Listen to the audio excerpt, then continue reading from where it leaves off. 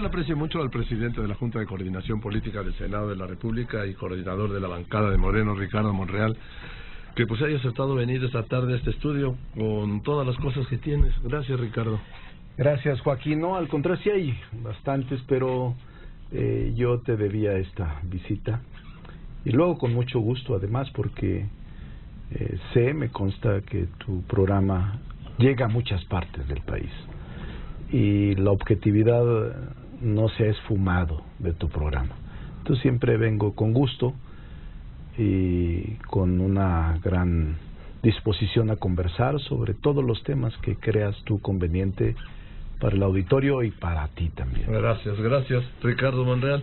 Pues lo primero que te tengo que plantear es lo de hoy. Lo de hoy tras la amenaza, advertencia de Trump ayer de declarar organizaciones terroristas extranjeras a los cárteles de la droga mexicanos. Sí. Que eso pasa por el Senado. Sí, es muy delicado. De verdad, Joaquín, ayer yo me pronuncié en algún Twitter, ya tarde, pero sí es muy delicado porque debo de decir de lo que se trata. El presidente Trump señala que está luchando por catalogar a los cárteles de las drogas mexicanas como terroristas. La gente diría, bueno, pues está bien, pero no está bien, porque la connotación terrorista en la legislación norteamericana implica injerencia directa. Hay una ley de nacionalidad, la ley de inmigración y nacionalidad de Estados Unidos, en su sección 219, dice con mucha claridad que Estados Unidos puede declarar a organizaciones terroristas cuando atenten contra la seguridad nacional de Estados Unidos. Y si se declaran por el Departamento de Estado, Joaquín, que eso es lo grave, entonces el Departamento de Estado puede intervenir militarmente, financieramente, económicamente, de cualquier forma, en el país de que se trate y donde estén asentadas estas organizaciones terroristas. Quiere decir que sería una clara injerencia en nuestro territorio, con policías, con militares, con recursos económicos, so pretexto de combatir estas células terroristas que son los cárteles de la droga. Eso es lo delicado.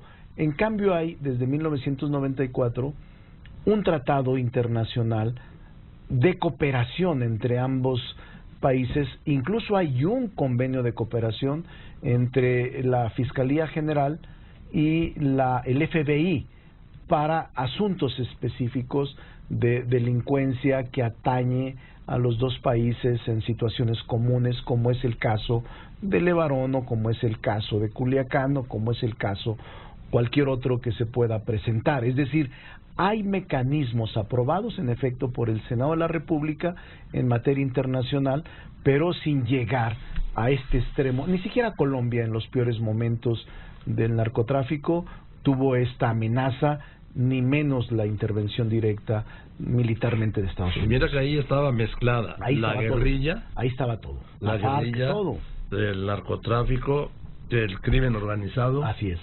Todo estaba ahí. Intereses económicos y políticos que se por confundieron. Supuesto, hombre. Entonces, ahí ni siquiera en ese país, Colombia se atrevió a emitir una... Era otro presidente también. También. Pero ha habido siempre intentos, Joaquín, de esta intervención en distintas épocas del país, de Estados Unidos, que se ven tentados a esta injerencia en nuestro país. México siempre ha rechazado ese tipo de circunstancias. Esta no será la excepción. Al menos la mayoría del Senado no está de acuerdo y rechazará todo intento que por la vía de tratados internacionales o tratados vulnere la soberanía nacional. Yo creo que ahí habría una unanimidad, como la hay en este país, sí, de rechazo a esto. Estoy ahora preparando un pronunciamiento, te lo adelanto, para mañana. Un pronunciamiento que firmemos en la Junta de Coordinación Política todos los partidos, incluyendo el senador independiente.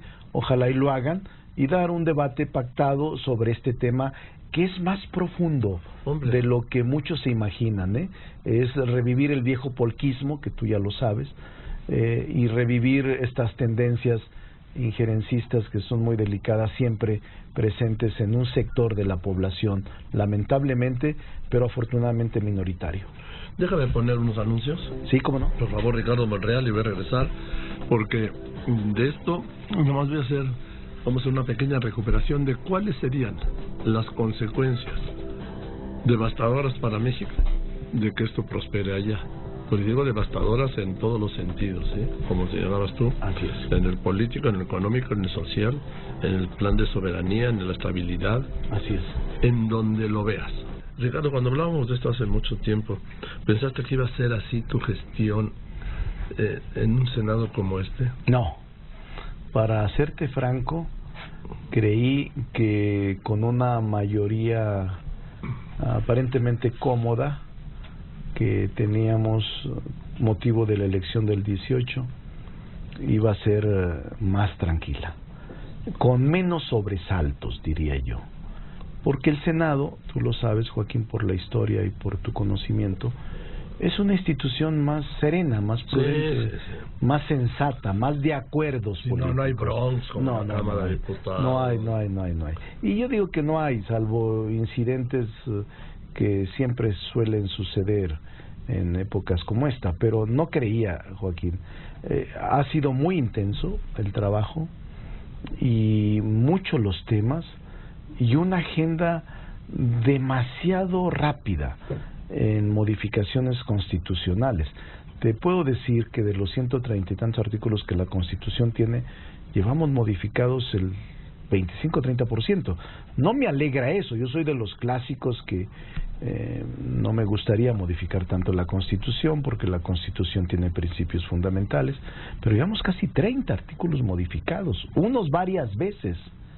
Entonces inicio de año, un primer año muy dinámico, demasiado rápido, y no me imaginé. A tu pregunta te digo, no me imaginé. Pensé que iba a ser más pausado y con mayor tranquilidad institucional, con mayor pausa republicana. No ha sido así y ha sido muy dinámico el ejercicio del legislativo. Ahora, la peor noche del Senado que yo he visto en años, no recuerdo haber visto una escena así, fue la toma de protesta de la presidenta de la CNDH.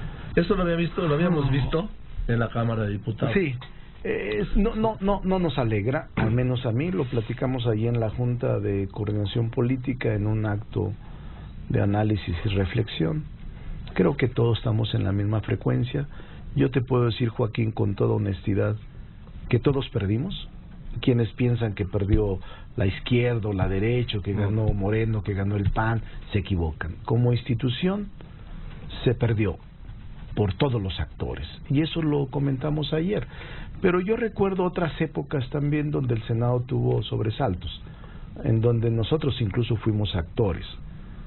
Cuando la reforma energética, tú recordarás, claro, que tomamos varios días la tribuna y el Senado, no sesionamos. Sí, les hizo la cadena humana. Eso fue una etapa. Eso coincidió con el ataque de exactamente. Tú tienes una memoria de periodista privilegiada, pero en efecto fue en esos días cuando el presidente López Obrador tuvo una recaída o un problema cardíaco de emergencia, y tomamos el Senado, la tribuna del Senado, el salón de sesiones, y se dejó de sesionar durante 2 semanas, si mal no recuerdo. Tuvieron que cambiar de sede, tú lo recordarás, rodeados de militares y de tanquetas en el Caballito, en un piso ahí arriba que se inhabilitó. Y luego más adelante, con la reforma educativa, también en un centro de convenciones de una institución bancaria financiera, en efecto, también rodeado con pero militares. Una cosa es que hayan bloqueado y otra cosa fue lo que vimos. Sí, no nos alegra a nadie.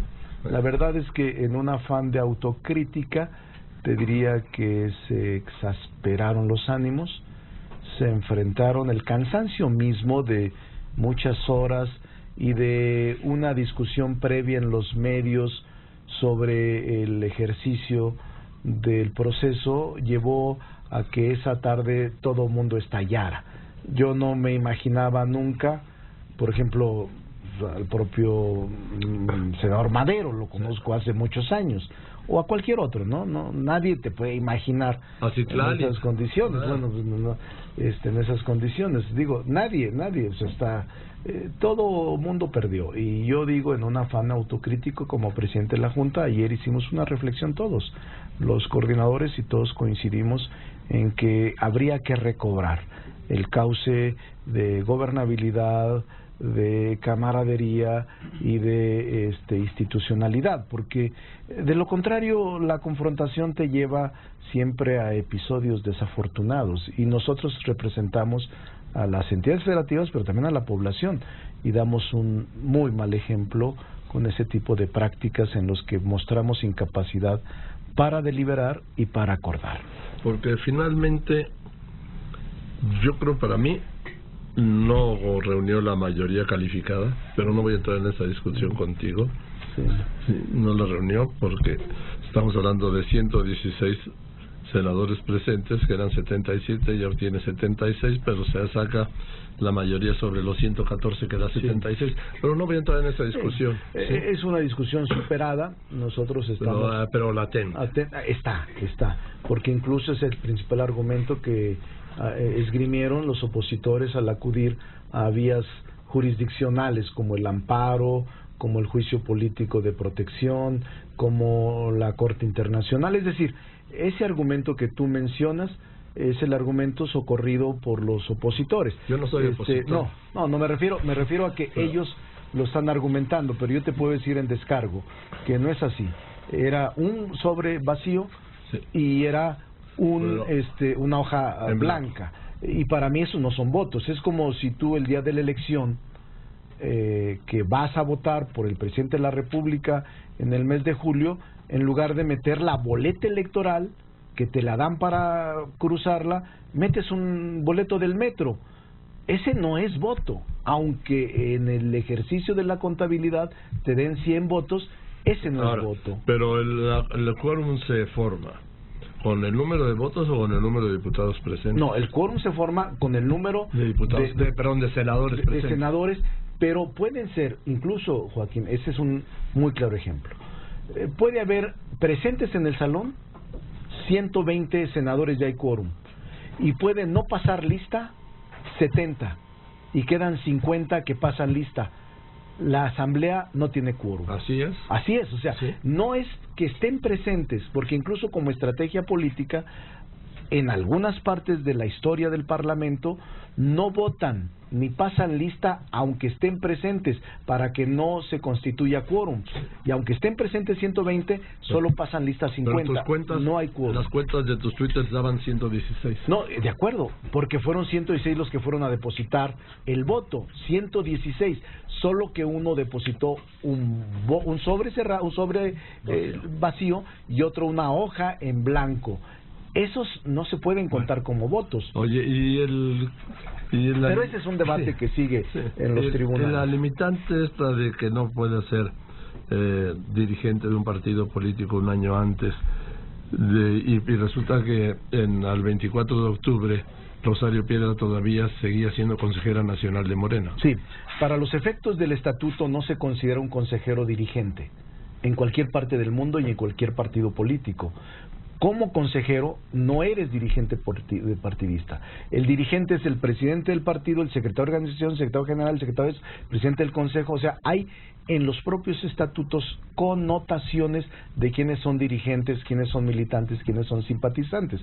En este caso no se le atribuye la dirigencia a Rosario, pero no solo, Joaquín, eso se examinó por la propia comisión en el dictamen de idoneidad y elegibilidad, y por unanimidad se aprobó que todos tenían elegibilidad, los 51 candidatos en la primera etapa, y en la segunda etapa, cuando seleccionó la terna que finalmente se votó, también la comisión, por todos los partidos integrados, dijo: tiene legibilidad y puede ser votada. Esa discusión salió después de que todos los argumentos se fueron ya eliminando. Recuerda que el primer argumento, Joaquín, fue que yo había votado 2 veces, bueno. Y que era verdaderamente no solo una canallada quien lo hizo, sino era vil. Obviamente se demostró que no fue así y se cayó por su propio peso, pero ya había ese proceso de discusión previa, y yo entiendo que este es para mí el ejercicio más difícil como coordinador del grupo parlamentario y como presidente de la Junta de Coordinación Política, en el que desde días anteriores vi que era muy complicado el proceso de la mayoría calificada, por la forma, por la historia y por la naturaleza del organismo que estábamos eligiendo. Lo vi muy difícil. Para mí ha sido la etapa, Joaquín, en el año 2 meses que tenemos al frente de la Junta de Coordinación Política, quizá la más difícil para mí en lo personal. Batallé mucho para construir la mayoría calificada, porque aún con los 75 votos de los que hablamos, que para mí era mayoría calificada, contando los 114, para ti no y para otros no, lo respeto, pero aún con los 75 votos, Joaquín, tuve que hacer un esfuerzo de conciliación y de convencimiento con varios partidos políticos. Es decir, votaron del PAN, votaron del PRI, votaron del PRD, votaron de Movimiento Ciudadano, del PT, todos los partidos votaron, si no, no hubiésemos logrado los 75 votos. Morena solo tiene 59, quiere decir que tiene que acudir a votos distintos para poder lograr la mayoría calificada, y así es, en cada ejercicio legislativo donde se requiere la mayoría calificada en reformas constitucionales o en nombramientos, es un acto distinto todos los días.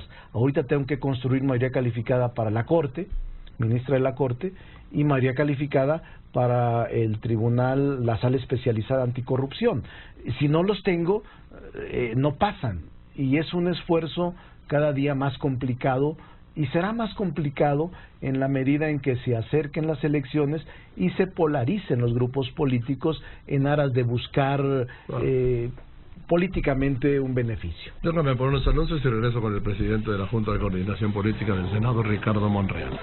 El INE se dice víctima de una ofensiva de gobierno, que no de Estado, porque es que se dispara muy fácilmente la palabra del Estado, el Estado, porque finalmente el Estado son connotaciones distintas. Sí. Del gobierno para hacerse del Instituto Nacional Electoral. Bueno, no lo creo así. Yo creo que el INE debe persistir y debe mantenerse. Sé que la Cámara de Diputados le suprimió, le redujo una cantidad considerable, 1.072 millones. 1.072 millones, pero yo estoy seguro que con austeridad y con talento pueden salir adelante en el órgano electoral. Y no hay, al menos en el Senado, ninguna actitud de influir o de arrebatar o de intervenir indebidamente en el INE. Creo que el INE ha hecho su trabajo. Creo que hay consejeros que están muy claros de la realidad que vivimos, consejeros y consejeras que están dispuestos a hacer un esfuerzo de austeridad y de ahorro, y también hay que buscar la manera de cómo no se ponga en riesgo ninguna elección para este año. Sí, porque a ver, lo que viene en el 21 ahora sí que es la madre de todas las elecciones. Sí. Son 14 o 15 elecciones, depende de qué pase con Baja California en la Corte. Sí. ¿Tú estás de acuerdo con ese aumento de 2 a 5 años? No, yo lo he expresado indistintamente. Ojalá y la Corte resuelva rápido para quitar toda esta incertidumbre para Baja California y para todos. Creo que es conveniente. La Corte va a resolver bien. Yo tengo mucha confianza porque es una Corte autónoma, en su mayoría, yo diría en su gran mayoría son gente proba. Entonces yo tengo mucha confianza y pronto terminaremos por descifrar esta crucigrama. Es una malísima señal. Estoy de acuerdo. Yo no. Bien. El INE.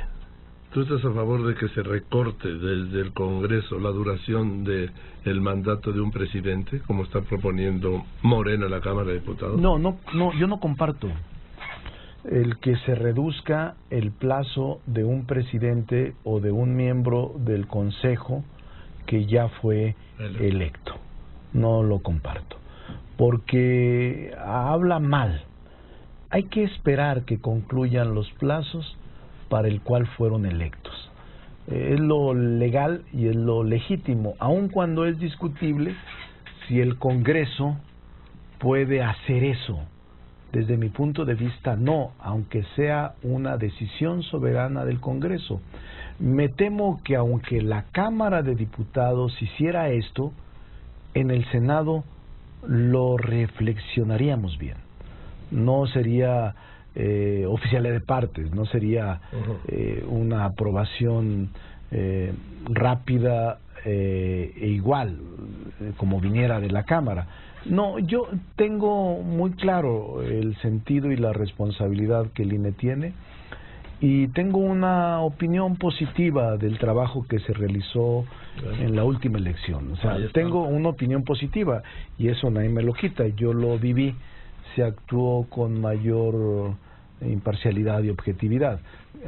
También puedo decir que en otras épocas no fue así, porque he estado involucrado en procesos electorales los últimos 30 años, pero creo que obtuvo un sentido positivo de la ciudadanía y los resultados ahí están, y la legitimidad en los órganos electorales se expresaron en la elección, y hubo pocos incidentes, o diría ningún incidente de valía en la etapa postelectoral. Incluso el tribunal se ahorró muchos recursos porque pensaba que iban a inundar de juicios contra la elección. ¿Cuál? ¿Pero qué ibas a hacer? Hubo nada.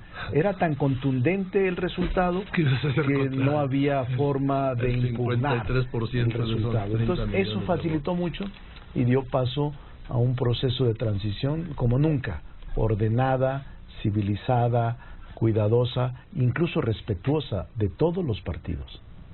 Ahora, hablando de partidos, la crisis de Morena, el Morena está en modo PRD. Ricardo Monreal. Bueno, no me he metido, la verdad. Desde hace 5 o 6 meses me propuse no involucrarme en asuntos partidistas. Lamento mucho, como fundador de Morena, lamento mucho lo que está pasando, mucho, Joaquín. Yo creo que estamos retrocediendo, estamos en un proceso de regresión peligrosa que puede poner en riesgo la ratificación de nuestros triunfos electorales obtenidos en el 2018. Fíjate lo que te digo, sí. Yo, un dirigente, el coordinador del grupo parlamentario mayoritario, me siento preocupado, sin echarle la culpa a nadie, simplemente los efectos políticos, las consecuencias políticas y los resultados de este proceso de confrontación no nos van a llevar a nada bueno. Me temo pues que se pone en riesgo mantener la mayoría amplia que ahora tenemos. Sí, en el Senado no pasará nada, porque ahí ya son cada 6 años, sí. Pero sí repercute en el ejercicio del poder legislativo, dado que nuestro sistema constitucional es bicameral, en la renovación trianual de la Cámara de Diputados. Yo estoy de acuerdo contigo, porque una cosa es el reconocimiento al presidente, a la persona del presidente López Obrador, otra cosa es el reconocimiento a los partidos, y otra cosa es el reconocimiento a los políticos. Así es. Y no solo, Joaquín, lo que deben de saber, o lo que debemos estar conscientes, es que ya no tendremos en las boletas a Andrés Manuel López Obrador como candidato, sí, que era el que jaló todo el voto consciente de la población, y que ahora muchos de los legisladores, presidentes o gobernadores sienten que fueron ellos. No es cierto. No es cierto. Eso no es cierto. Yo a veces me topo con compañeros legisladores que dicen, no, es que yo en mi distrito... No, hombre, no es cierto. Era la ola. Claro, hombre. La ola. Todos los que Obrador. estamos ahí, pues se la debemos a López Obrador. O sea, no escatimo los méritos individuales de algunos que pueden ser muy populares o algunas que fueron muy populares, pero el mérito fue la ola. Fue el efecto López Obrador. López Obrador. Por supuesto, sí. Los que los tienen los gobiernos estatales, en los ayuntamientos, en la Cámara de Diputados. en la Cámara de Diputados y en la Cámara de Senadores. Sí. Sin duda, Joaquín. Y por eso Andrés Manuel López Obrador, que le entienda esto cañón. Sí, le entiendo. Sí, lo entiendo. Quería estar en el referéndum, sí. Pero lo vamos a hacer. Sí, pero no en la intermedia. Bueno, este fue un tema importante. Sí. Recordarás que me tardé 6 meses para sacar el tema para que obtuviéramos la mayoría calificada en revocación de mandato. Así es, la consulta para la revocación. Porque quería hacerlo el 1 de julio, fecha idéntica a la elección, en la misma casilla. Sí. Y el mismo año de la elección. Sí, por eso que hubiera sido otra elección. No, pues todos los que quieren ser candidatos dirían, era lo óptimo. Pues ahora ya no. Ahora va a ser solo el candidato y su circunstancia, sin Andrés Manuel López Obrador. Que ahora sí va a ser, hay que pensarle, porque frente a la crisis que tenemos de partidos, pero particularmente el desencuentro que existe en Morena, sí será más complicado el proceso de selección de candidatos y de la propia campaña político-electoral. Bien, por último, Ricardo, ¿vas a ser senador de 6 años? Sí. Pretendo terminar mi trabajo. Yo soy de los que nunca niega su realidad. Yo soy de los clásicos, Joaquín. No me doy por muerto y no anticipo mi retiro. En algún momento, cuando fui candidato a jefe de gobierno, pensaba hacerlo. Al final no lo hice porque yo soy de los que piensa que los políticos, los hombres públicos nunca se retiran. Puedes temporalmente ausentarte de tu actividad, pero nunca se retiran. Son como los buenos periodistas, nunca dejan de ejercer su oficio, aunque estén separados del micrófono o de la máquina de escribir, ahora ya computadora. Nunca dejan, se mueren siendo periodistas, se mueren siendo analistas, se mueren siendo columnistas. El servidor público, así es, el servidor público no puede aislarse, separarse o anticiparse por una razón práctica. Yo soy así y yo espero terminar en el Senado. Además es una de las labores más extraordinarias que me ha tocado vivir en mi vida. Antes decían que el estado perfecto del hombre, el estado ideal del hombre ya no era la viudez, era el Senado de la República. Sí. Ruiz Cortines, de varios presidentes. Era otro Senado, ¿no? Era otro Senado. No, pero también son gente buena. La mayoría, te diría, que de las senadoras y los senadores de todos los partidos, hay de todo. Yo diría que un 90% son gente buena, que quiere el país, que desea el bien del país, más del 90%. Hay el discurso duro como todo. Bueno, pues es un parlamento. Tiene que haberlo. Es un parlamento. Hay oposición, claro que hay oposición. Y no hay simulación ni hipocresía, hay oposición. Y a mí me alegra. Como yo he sido siempre opositor la mayor parte de mi vida, ahora que soy mayoría, pues, lo veo con mucha naturalidad y con mucha tolerancia, porque yo ya viví. Tú ya hiciste todo eso. Yo ya hice todo eso, en efecto, Joaquín. En fin, querido Ricardo, pues yo te aprecio mucho que hayas aceptado venir a este estudio. De verdad es un privilegio hablar contigo. No, al contrario. Ha sido durante muchos años. Y siempre he tenido un respeto de ti en las buenas y en las malas, que han sido malas, pero siempre con mucho respeto. Y en los mejores. Esperamos que haya mejores. Gracias. Bien, Joaquín. Gracias, querido Ricardo. Muchas Es Ricardo gracias. Monreal, presidente de la Junta de Coordinación Política del Senado, coordinador de la bancada de Morena también en el Senado.